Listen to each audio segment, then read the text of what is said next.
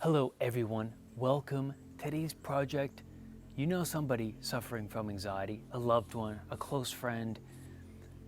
What do you do? How do you approach this situation?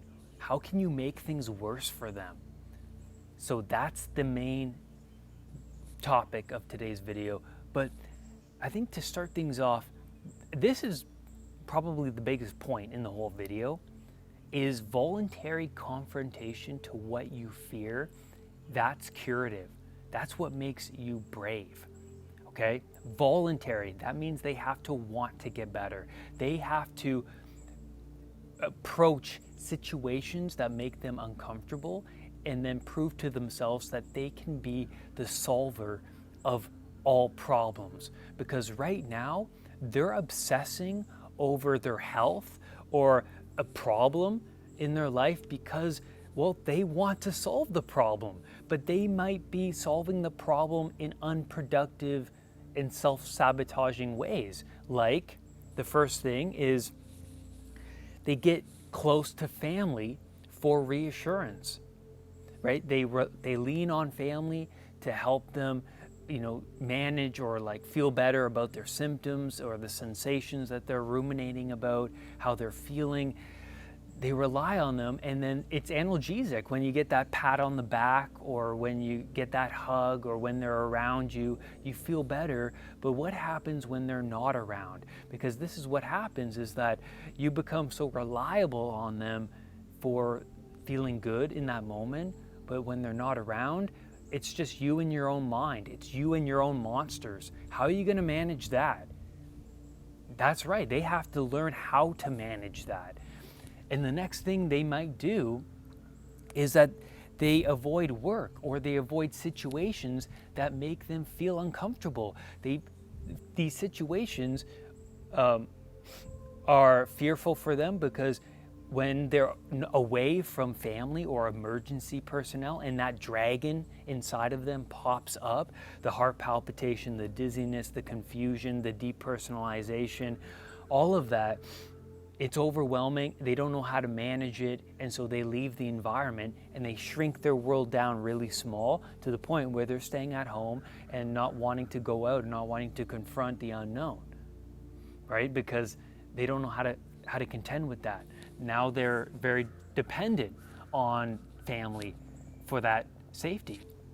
And then they bounce from one symptom to another, right? Do you know someone like this? I used to be that person. I used to get a symptom like heart palpitations is one of the big ones anxiety sufferers contend with. And then you move from heart palpitations to maybe confusion because trying to get a grip over reality becomes difficult because your anxiety is active and it takes over the brain. So that's why people feel so confused and out of control.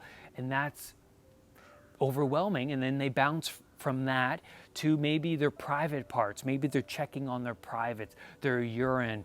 They feel like they have something with their kidneys, or then they move to their skin or a mole or something, or their gums, something, right? And then they obsess over that. And it keeps bouncing, right? That's another sign. Another sign is that they visit doctors periodically. They become obsessed about their results or talking with their doctor. Very, very common. To them, the dragon of reality, okay?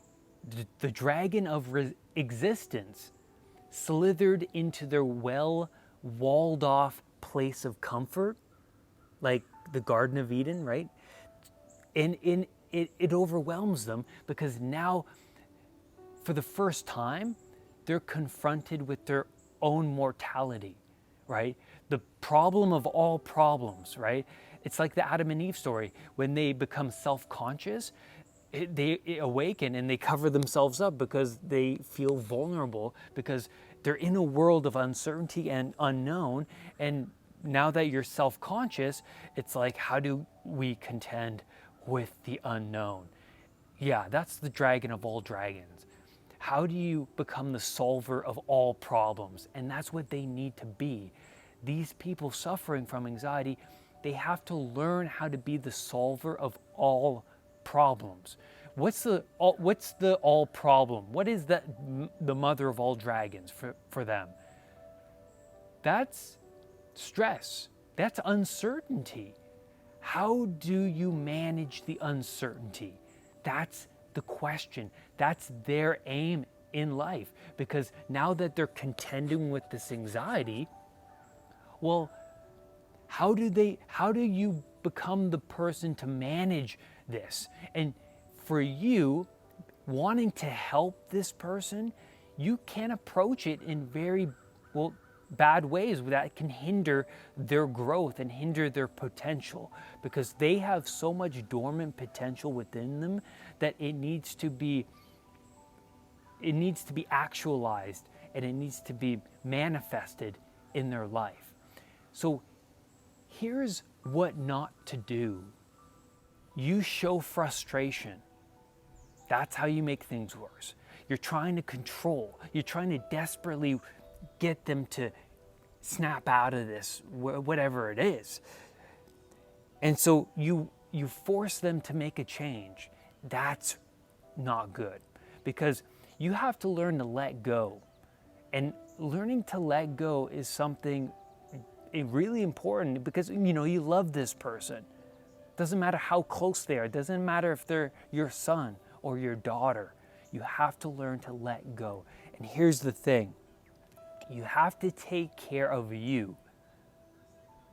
Take care of you.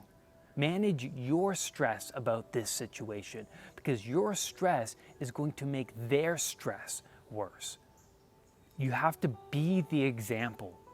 That's massive. I learned that from Dr. Gabor Mate. He says you have to be the example for that person. You have to meditate, or you have to take that ice bath. You have to change your diet. You have to manage your stress. And when they see that you're getting into a better place in your life, that you're managing the uncertainty, that maybe they can manage the uncertainty.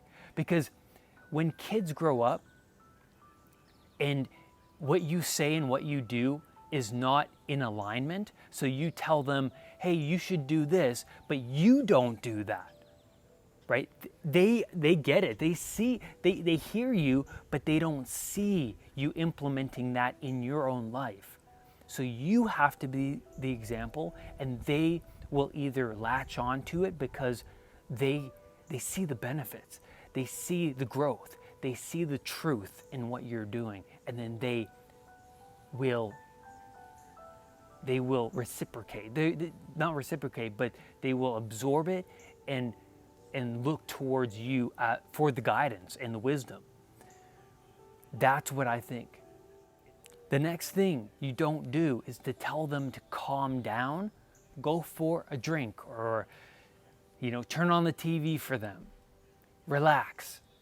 Don't do that, because it's going to make them feel more isolated and alone, because they do feel confused. They feel like a unique individual who is wrestling with this unique problem no one else ever had in existence.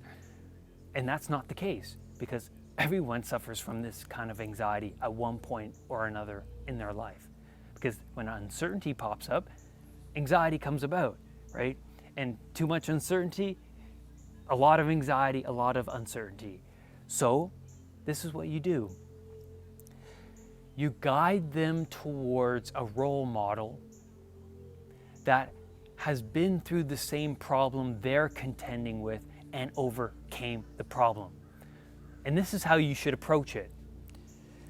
Don't say, hey, look at this video, watch this video, watch this video, watch it. No, hey, this is how you word it towards this person.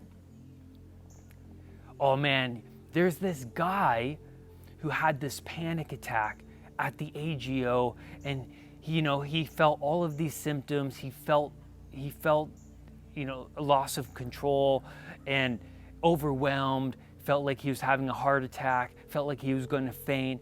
And then, this is how he got out of it. Like, this is so amazing. So talk to them in that way, so that they can kind of like, hey, that sounds like me. Hey, that situation, How'd that guy get over it? You want somebody you want to guide them towards somebody that they can relate to. And that's why I created this channel, guide them towards one of my videos. I'll leave a link to a video. You can show them that I went through many panic attacks, and I talk about that in detail, but also the solutions to the panic attacks.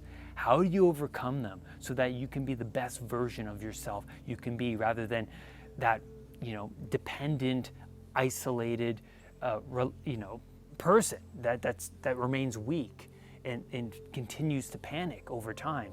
That's not the way to continue. So I'll leave a link, show them that video. The next thing that you don't do is you tell them to stay home rather than go to work. Don't do that, right? Don't support their dependent decisions. I mean, you want to help yourself by watching videos on anxiety, right? That deeply relate to the suffering that person's going through. You want to learn from that, but then guide them towards those role models that will really help them to overcome anxiety. They have the solutions that'll build on their bravery and their courage, and that's what they need. They need to be that independent person, because right now they're not independent. They're relying on people or external means to comfort them in a time of uncertainty. What they need is to learn how to manage the uncertainty. And that's where I'm going to leave you today. Thank you, everybody, for being here, being a supporter. I have a podcast all about anxiety. If you haven't listened, it's the Anxiety Project podcast. It's on this channel, but also it's available anywhere you listen to podcasts, Google Podcasts, Spotify, iTunes, wherever. Go listen to that. Go guide those people towards that podcast. I have a recovery program on my website at unpluganxiety.com. You can download it, and it guides you through the anxiety recovery process. Rise above anxiety. I'll see you next time. Make sure you hit that subscribe button and that bell so that whenever a new video of mine appears, you will be one of the first to know. Namaste.